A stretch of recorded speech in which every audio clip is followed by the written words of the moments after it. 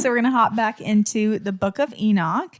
To recap what we went over last week. As a reminder, we are in the Book of Parables, which is the second collection or kind of book in the overall Book of Enoch.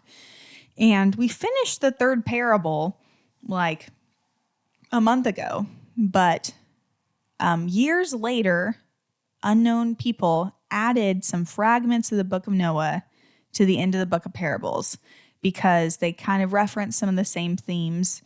And again, I just want to emphasize, this ain't biblical. Yeah, for sure. In this section, you mean years later after the Book of Enoch was written, yes. Not after we finished the last section. Oh no, yeah, yes, just so everybody knows what we're talking about. Yeah, so years later, in 100, 200 BC, when the Book of Enoch was likely written, the fragment of Noah was added in at a different time. Mm-hmm. And so we're picking it up in the fragment of Noah. Yes, correct? This is another fragment of Noah. Don't feel like you're missing anything because it's a whole new little story. Yeah. So last week was another section from the fragment of Noah. Noah had a meet up with his dead grandpa Enoch, who apparently came down from heaven to chat with him. Yeah. Enoch explained to Noah that God was going to bring great judgment on the earth to punish the wicked with a great flood, and that both the wicked of mankind, the fallen watchers, and their children, also known as the Nephilim, would be wiped out.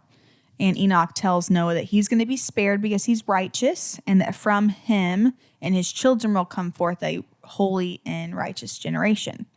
So it was pretty much a retelling of the story of Noah in the book of Genesis, but instead of God coming to chat with Noah, Noah called upon his dead grandpa. And Enoch came and talked to him. Mm-hmm. So we're going to hop into chapters 67 through 69, which is another fragment of the Book of Noah. This one is also an interesting retelling of some concepts from the book of Genesis, where God comes to Noah and tells him about the flood, plus a bunch of extra information that we've learned from the Book of Enoch so far. So it seems as if the writers of this fragment of Noah were using the original Book of Enoch and the Book of Genesis as like source material, and then kind of mushed it all together and added some other interesting thoughts. Yeah. So hope that explained a little bit of it. That's perfect. Thank you. Let's get into it. All right. So in this chapter, like we said, we continue to follow Noah. So the word of the Lord comes to him and says that Noah's lot has come up before the Lord without blame. So Noah is then told that the angels are making a, quote, wooden building, they think is the translation.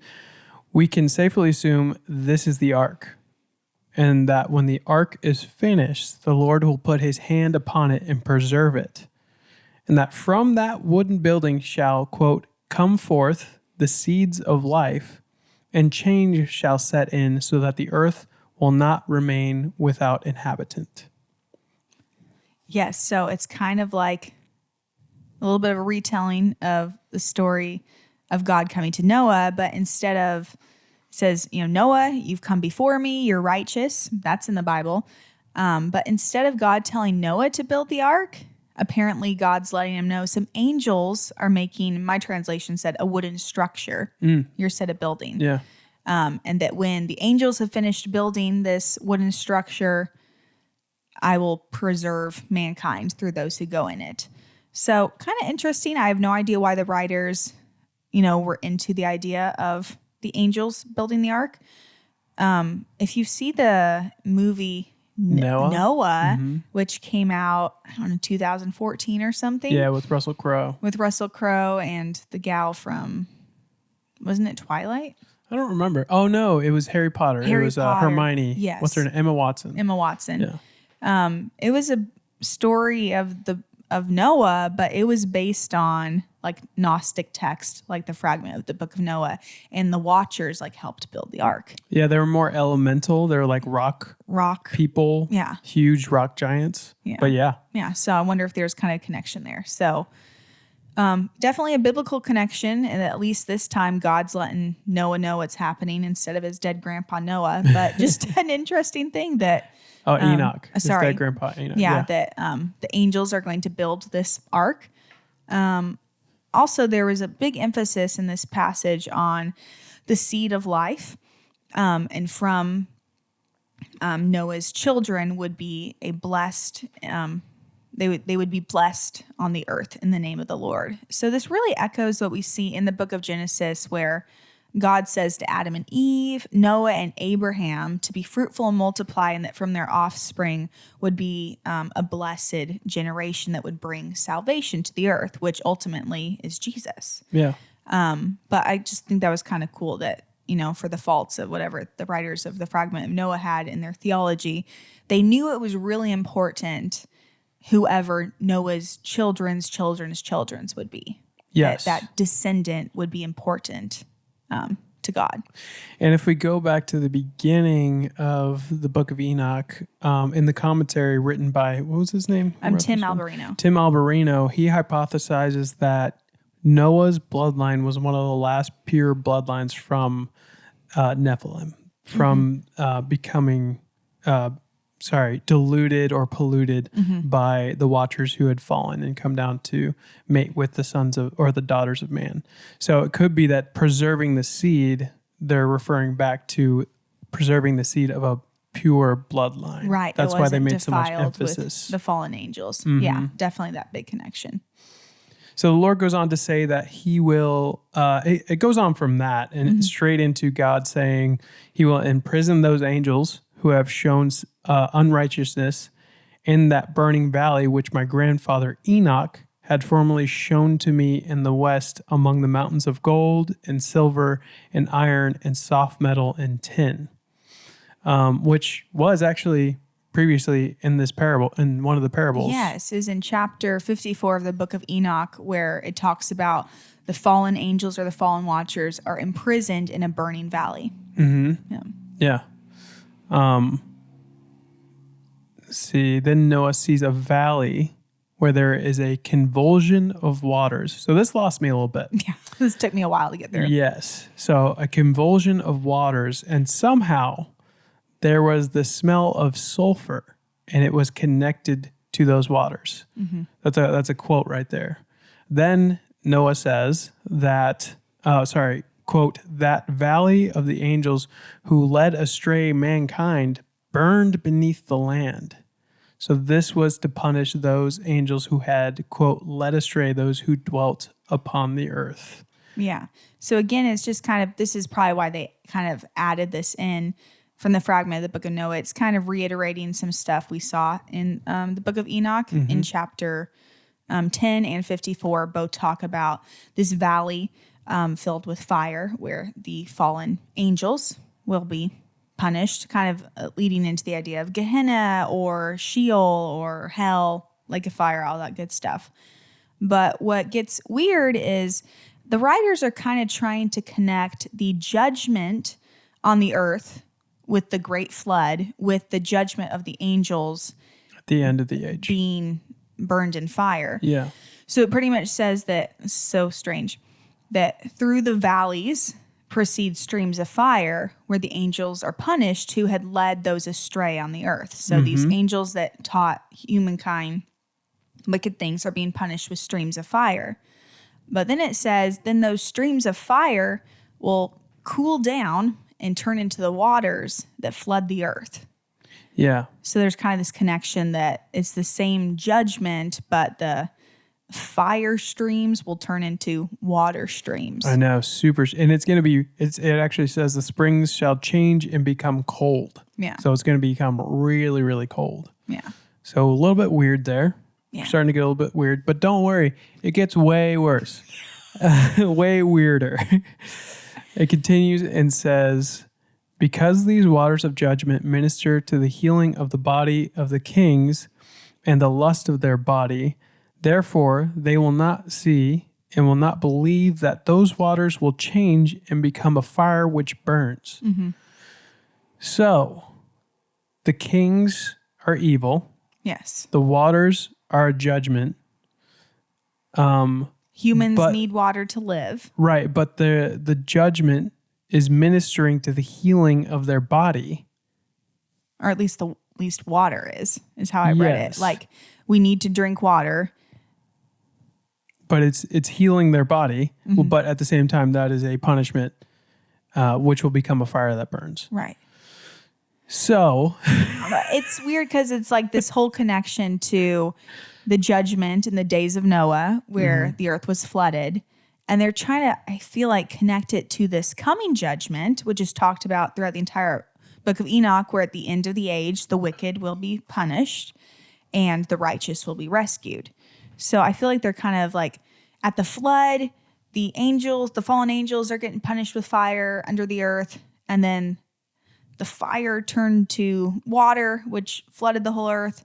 And now we're today enjoying water, but we're still going to be judged again. So that water is going to turn to fire. Yeah, it'll turn back to fire. Back to fire. And you'll be, yeah. Here's my theory. Here's my theory of how this could possibly work. So long to try and work through. Yeah. I know.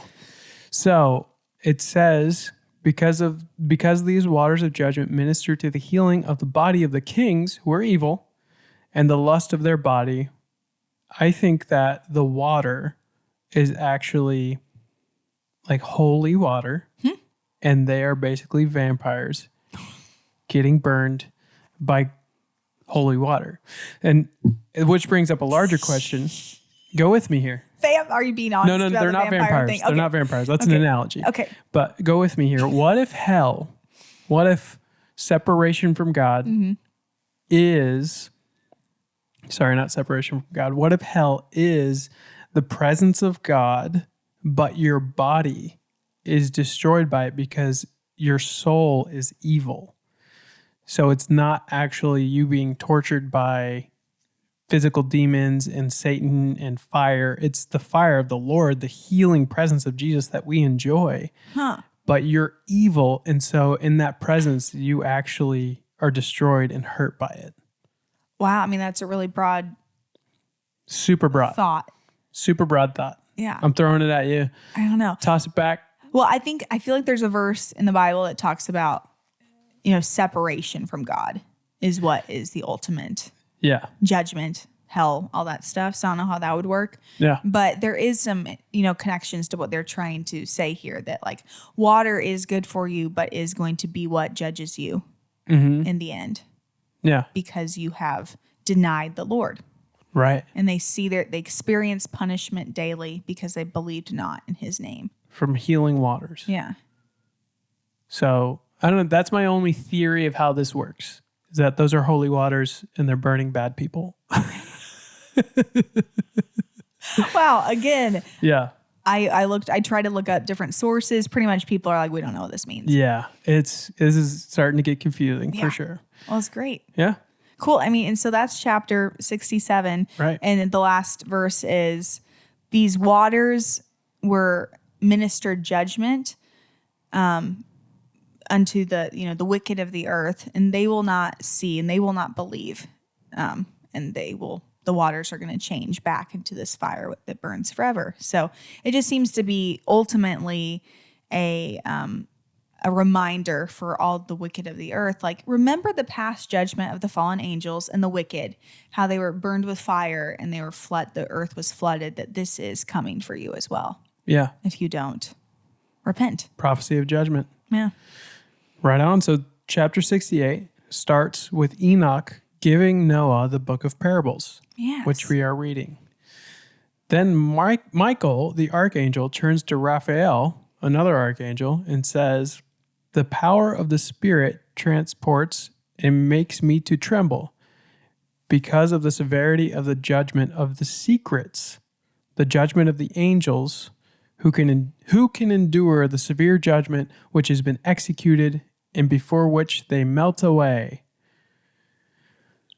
So we have that going for us. So interesting. The first verse from this fragment of the Book of Noah, it's like, and my grandfather Enoch gave me these parables and put them together in a book. So I feel like that's why it's placed at the end of this book of parables. It's connecting.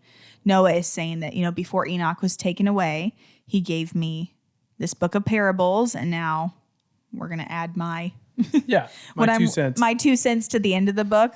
But yeah, we just have this picture of the angel Michael talking to the angel Raphael, and it seems just talking about judgment is going to go forth, And it says the Lord is very angry with the wicked because they act as if they were the Lord, which is, again, the problem with these fallen watchers that, taught mankind wickedness, or even like thinking of like the serpent in the garden,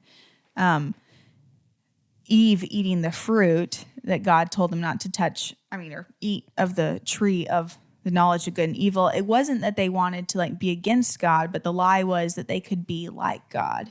Yeah. So again, Michael is saying here that the Lord is angry with the wicked because they act as if they are like God. Yeah. Yeah.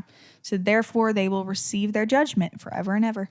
And they continue talking to each other. Michael and Raphael go back and forth a time or two again. And Michael talks to Raphael again and says, I will not take their part under the eye of the Lord, for the Lord of spirits has been angry with them because they do as if they were the Lord, which is what you're talking about. But it seems like this chapter is mostly Michael and Raphael talking to each other. It's like saying, I'm really glad I'm not them. Yes. Like they're getting what they deserve. I am not a part of the wicked. Yeah. Yeah. And that's weird for archangels to say. Yeah. Like to have a casual conversation, be like, I'm really glad I didn't rebel against God. Yeah, like, whew, dodged a bullet. It's like, why are we including this? Right. It's strange. It's so strange. And there's no explanation of like how this information was revealed to the writer, whether it's Noah or somebody else, but just this little 4 sentences of like, and Raphael actually doesn't talk back. No. Oh, you're right. Yeah. Michael just states to him like, man, they're going to get punished, and I'm glad I'm not one of them.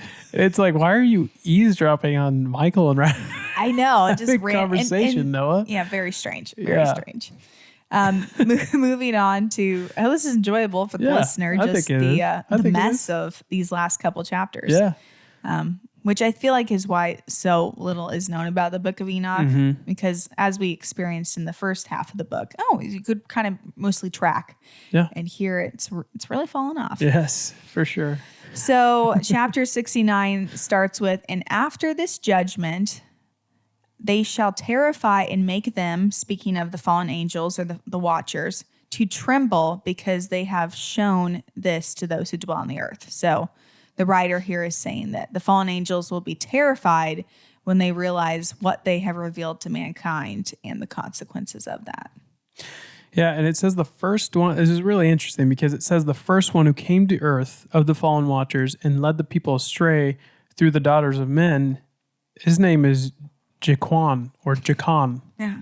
I thought... We get a new name. Yeah, I thought it was Samjaza or Samyaza, however you say that, which was what Enoch said early in the Book of Enoch. Chapter 6. Book. Yeah, 5 or he 6. He said chapter 5 or 6. He was like, Samjaz is the first one who came down. And right here... That he was the leader of the fallen watchers. Yeah, and here Noah is saying it was Jacon. Yeah. I'm like, what is going on? Yeah, so verse 2 in chapter 69, it says, and behold, of those angels, these are their names, and it lists 20 angels, because in Enoch chapter 6, it says there were 20 angels that were like the leaders over the group of angels who rebelled against the Lord. But strangely, these 20 names listed, only one of them is the same as the 20 names that were listed in the Book of Enoch chapter 6. So we get a whole new list of names. Their names are bizarre, honestly. I don't know how to pronounce them. Yeah. I gave up. Symphazel, Temuel, Terrell. Kazdeja, One's called Betrayal, so that's a cool one. That makes sense. That makes straight up sense. Azazel is mentioned twice. There you go. Which was a angel, fallen watcher that was mentioned in the Book of Enoch. Mm-hmm. And Semyaza is mentioned. Yes. In the names that Noah puts down, but then not mentioned as the first one. He's just mentioned as a name. Yeah. I literally put in the notes, weird. Weird. Love it. Yeah. It then goes on to describe the acts of each of the aforementioned fallen watchers who are new to us. Yes. For the most part. Among those I found most interesting, and you'll probably have more on this, but I'm going to say my piece first and then you can dive deep. Mm-hmm. I found the most interesting was Kazdeja, who they said showed the children of men all the wicked smitings of the spirits and demons and the smitings of the embryo in the womb, that it may pass away. And obviously abortion. And then they mentioned Penamui, who taught the children of men the bitter and the sweet. He taught them the secrets of their wisdom. Then there's a lot of hullabaloo about the oath of Bika. But let's get back to the angels that they named and what they did. Did you have anything on that? Not too much. Okay. Other than, just a bunch of hypothetical stuff about these new 20 angels, or 18 of them are new, and what they did. I feel like it's trying to add, it's almost like a fan fiction of the Book of Enoch. That's a great way to put it. Yeah. Especially the first part of the Book of Enoch. What's that called again? I can't remember. The first part? Yeah. It's like the Book of Parables is the second part. Okay. It might just be the Book of Enoch. The Book of Enoch is the Book of the Watchers. The Book of the Watchers. Okay. So in the Book of the Watchers, there is this description of like 3 or 4 different angels, and they taught mankind sorcery, magic, how to make metal. And so I think they're kind of trying to be like, oh, let's explain what evil fallen watcher taught mankind abortion or taught mankind these other things. Yeah. But then it goes on and talks about one of the angels called Kezebel, and it said that he is the chief of the oaths, and says that this angel Kezebel requested Michael to show him the hidden name, so that all might tremble before this name, and that they could use the power of this name in their deeds. So pretty much this angel is asking Michael to reveal this secret hidden name of God, so that the rebellious angels could like swear by it or use the power of the name. Yeah. Kind of reminds me a little bit of in the New Testament, where Simon the sorcerer comes to the disciples and are like, hey, can I have the same power that you have to heal the sick? And they're like, they pretty much curse him. It seems like this angel is like, hey, we know that there is a powerful name of God that is, great. It says powerful and strong. Yeah. We want that same power. And it goes on to say, because through this name, the heavens were created before the world was created, forever and ever. And that through this name, the earth was founded upon the waters, and mountains came to be, and the creation of the world for all eternity. You'll notice it says eternity maybe like 12 times in this passage. And that through this name, the sea was created and the depths of it for all eternity. And through this name, the sun and the moon were created for all eternity, as were the stars. And he calls them by their names, and they answer him. In the same manner, through this name, the water, the winds, the thunder, the lightning, the hail, the rain, and the dew were all created through this name. So it's kind of a connection back to the Genesis creation story of God creating the heavens, the earth, the sea, the sun, the moon are all mentioned. And it says that there was this name, this power of this name that created the whole earth. And through this name, all things are preserved and not destroyed forever and ever or eternity. Yeah. Super weird, honestly. It's called the Oath of Bika. And it's just like describing what this name did after asking Michael what it was. And he never really gets the name, the angel who's asking for this. Right. Or at least it's not revealed to us. Yes, it's not revealed to us in the book, at least. Yeah. But what's interesting, then we get into verse 16, and it's kind of like we jump into, it seems to be a heavenly scene. Perhaps this whole conversation, I guess it might not be in heaven because the fallen watchers were on earth. But it says, great joy was amongst them, and they blessed and glorified, because the name of the Son of Man was revealed to them. So it's pointing back to that this name that they want the power of, it's the name of the Son of Man who's been talked about throughout this whole book of parables. Super cool. And it says that the Son of Man sat on the throne of his glory, and judgment was given unto the Son of Man.